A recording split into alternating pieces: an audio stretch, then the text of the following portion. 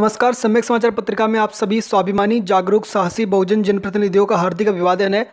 Breaking news. अभी मिले एक समाचार के अनुसार तुगलकाबाद स्थित गुरु रविदास मंदिर, जिसे डीडीए ने सील कर दिया था और दीवार लगा दी गई थी, आज दीवार को हटा दिया गया है और आगे की मंदिर निर्माण की प्रक्रिया की शुरुआत की गई।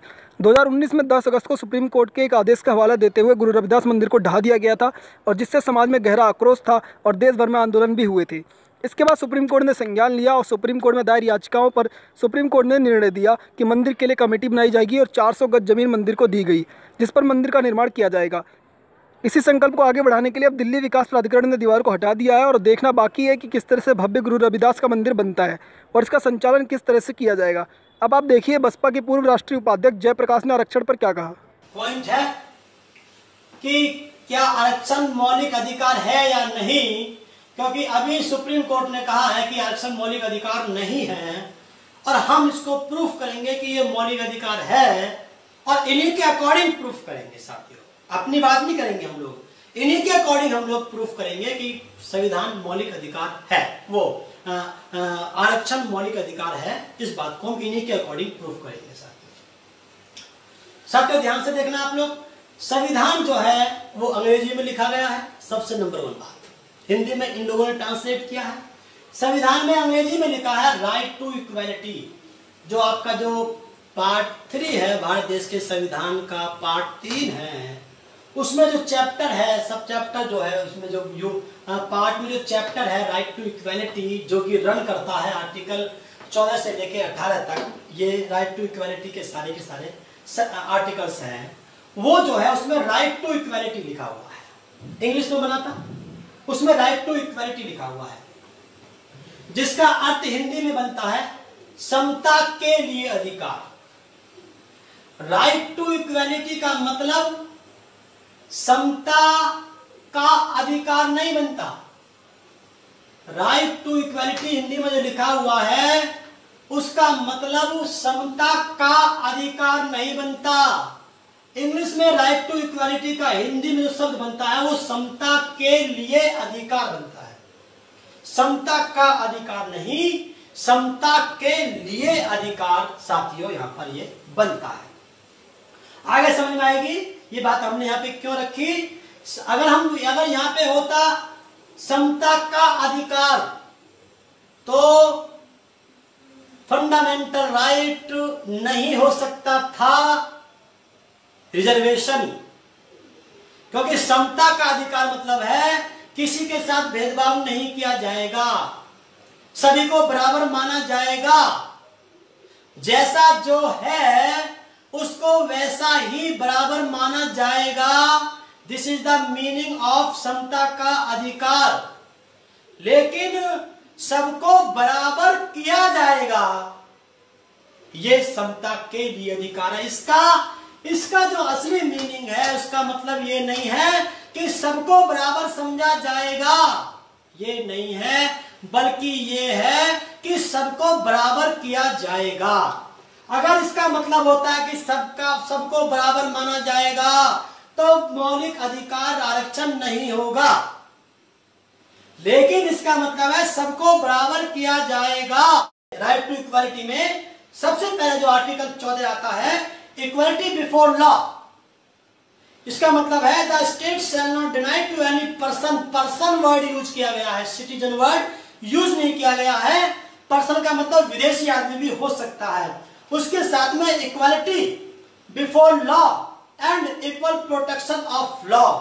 इक्वालिटी बिफोर लॉ, कानून के समक्ष अधिक समान, कानून के सामने सब लोग समान होंगे। उसके साथ साथ समान कानून सबको समान रूप से प्रोटेक्शन देगा, जो कमजोर है उसको ऊंचा उठाने का काम करेगा। ये बात जो है इसमें कही। साथियों उसका हमने पीछे जो बताया उसका रेलिवेंसी आपको यहां पर मिलेगी। आरक्षण का जिक्र भाग 3 में है। अगर आर्टिकल 15(4) को हम बात करते हैं, 15(4), 16(4), 333 से 332 और 340, ये आरक्षण से संबंधित आर्टिकल्स हैं। नौकरी के लिए, एजुकेशन के लिए, वुमेन के लिए, चाइल्ड के लिए, माइनॉरिटीज के लिए, पॉलिटिकल के लिए 30, 31, 32 पॉलिटिकल के लिए, 340 ओबीसी के लिए, ये सब सारे के सारे आरक्षण से संबंधित साथी ये आर्टिकल्स हैं। तो फंडामेंटल राइट जो है भारत का जो संविधान का जो है वो 3 जो भाग हिस्सा है। एफआर का मतलब फंडामेंटल राइट, वो जो है आर्टिकल 12 से लेकर 35 तक रन करता है। आर्टिकल 12 में स्टेट की डेफिनेशन दी गई है। आर्टिकल 13 के बारे में साथियों मैं आप लोगों को बताऊंगा, 12 के बारे में आपको बताया, यहाँ पे जिक्र किया गया है इसका। इसको साथियों आप लोग ध्यान से यहाँ पे सुनने की बहुत ज्यादा सख्त जरूरत है, आप ध्यान से सुनिए साथियों। आरक्षण का जिक्र साथियों, आरक्षण का जो जिक्र है वो भाग 3 फंडामेंटल राइट आर्टिकल 15 से लेकर के वो आर्टिकल 12 से लेकर 35 तक चलता है। तो आर्टिकल 15(4) ये 15 आर्टिकल 16 आर्टिकल पार्ट 3 में आते हैं। पार्ट आरक्षण का जिक्र पार्ट 3 में ना होकर के पार्ट 4 में होता। पार्ट 4 जो है इसका मतलब है directive principles of state policy, राज्य के नीति निर्देशक तत्व। ये बात हिंदी में भाग 4 है। भाग 3 में भाग 4 में एक बेसिक अंतर है। भाग 3 का कोई भी अधिकार अगर तुम्हारा वायलेट होता है, उसको खंडन होता है, उसका यूज नहीं होता है, विरोध होता है, आपका यूज नहीं, आपका कोई विरोध करता है, टूट जाता है आपका अधिकार, तो इसके लिए आप supreme court, high court, section article 32 and 226, article 32 में सुप्रीम कोर्ट और 226 में हाई कोर्ट में आप जा सकते हैं। अगर आपके इस हिस्से का आप इसको देख सकते हैं अपने नेट पर, अगर इस पार्ट 3 के किसी भी आर्टिकल का कोई भी वायलेशन होता है किसी भी नागरिक का, तो इसके खिलाफ आप लोग, स्टेट के खिलाफ आप लोग कोर्ट में जा सकते हैं। लेकिन अगर इसका पार्ट 4 का कोई भी आपका अधिकार, जैसे कि सरकार सड़क बनाएगी, ये इसमें लिखा हुआ है, सरकार विकास करेगी, सरकार ये देगी, सरकार वो देगी, नौकरी देगी, वो देगी, ये आपका इसमें लिखा हुआ है। अगर ये सरकार नहीं करती है तो तब भी आप कोर्ट में नहीं जा सकते, क्योंकि ये फंडामेंटल राइट नहीं है, ये फंडामेंटल राइट है।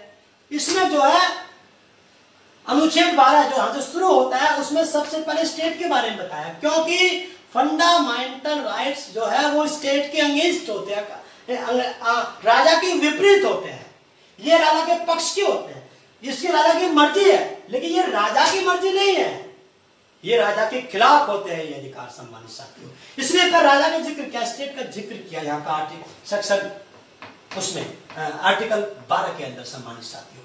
तो इसलिए अगर ये फंडामेंटल राइट नहीं होता, अगर आर्टिकल 15 आरक्षण जो है फंडामेंटल राइट नहीं होता, तो फंडामेंटल राइट वाले चैप्टर में लिखा हुआ नहीं होता। ये मैं आपको बताने का प्रयास कर रहा हूं। फंडामेंटल राइट वाले एफआर फंडामेंटल राइट पार्ट 3 के फंडामेंटल राइट में आरक्षण का जिक्र होना ही इस बात को प्रमाणित करता है कि आरक्षण एक मौलिक अधिकार है। सुप्रीम कोर्ट कहां से बोल रहा है, जज कहां से बोल रहे हैं, किस प्रकार से ये लोग खिल्ली उड़ा रहे हैं देशों में, हमारे देश में। विदेशों के लोग सोचेंगे यार ये कैसे जज बन गए, तो वो कोलिजन का चक्कर है, वो आप अच्छी तरह से जानते हैं सम्मानित साथियों।